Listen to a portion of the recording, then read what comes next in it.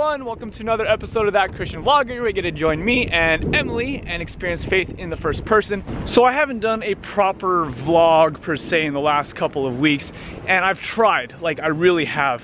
These last 2 weeks have been really busy. We were down in DC for a couple days. I was actually in Ohio for like 3 days. Had a lot of fun doing those trips, but I was really busy and it was really difficult to shoot some videos. So you want to put out great content, you want to put out things that people will really be blessed by, and then sometimes when you try and put it together, it just doesn't work out.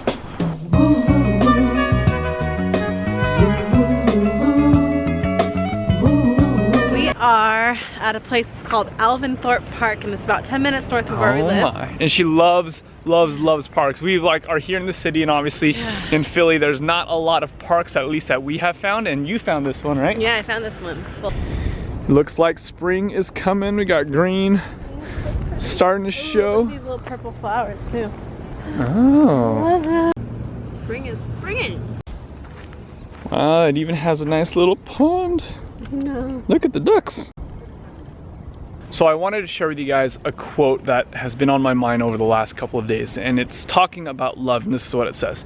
It says, "You will never truly understand what love is until you love someone that hates you."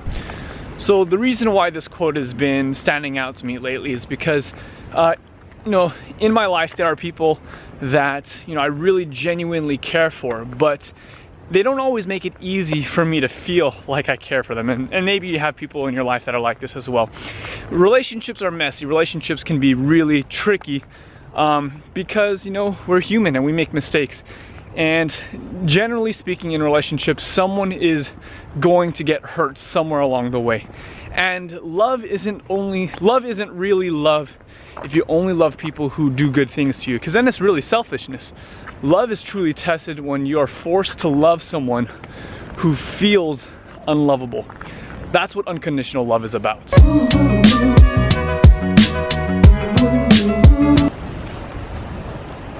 Photography skills.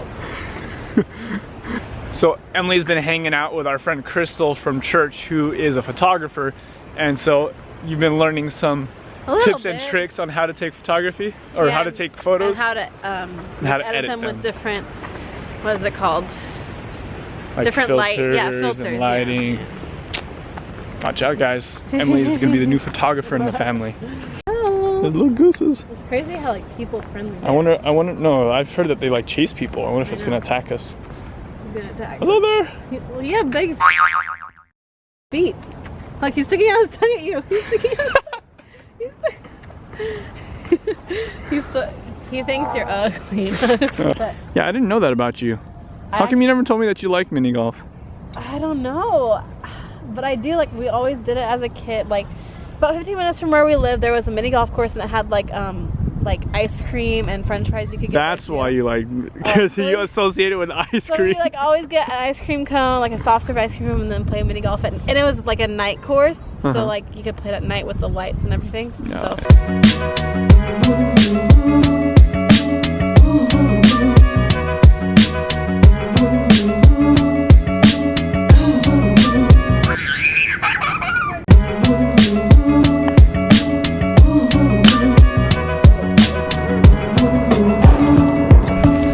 So this type of unconditional love is really hard to do in certain relationships, but this is, if you think about it, exactly the kind of love that Christ gave towards us. There was nothing good of us, nothing worthwhile, and yet every time we spat at him and every time we hurt Christ, he was willing to come after us. And the Bible says that while we were sinners, Christ died for us. And so I believe it's part of our Christian duty to really love people that feel unlovable.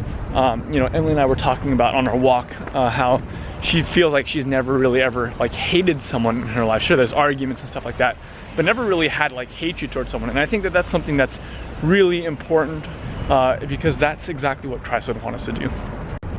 We are at the mall right now. I'm sad because Emily's going to be leaving me in a few days. She's going back to California to see some of her college friend and my high school friend. They're getting married, and she's going to go and represent us. And so of course Emily has to have a new dress. You excited to go to the mall, babe? Yes, I haven't been here in so long.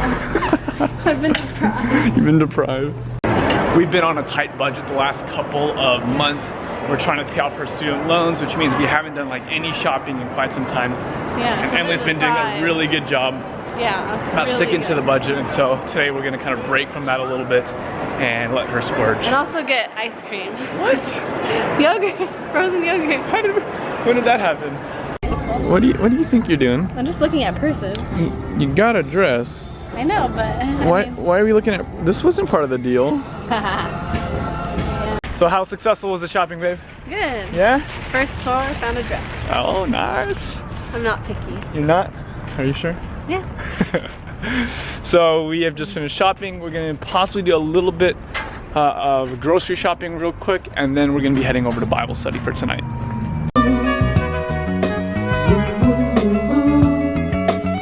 Just got back home from our Bible study. We're gonna be heading into bed pretty soon. Tomorrow, Emily's brother is actually in town, so we're probably gonna go for a run up the Rocky Steps and hang out and have a good time. So we're gonna turn it in for bed. Until next time, I'm that Christian vlogger, and I want to encourage you to experience faith in the first person. Good night. I remember when I was younger, a lot of times adults would tell me that God owns the cattle of 1,000 hills. And I'd always think to myself, well, if God is so wealthy, why is he always trying to dig into my pocket? Why not sell one of those stupid cows instead of asking me for my hard-earned money?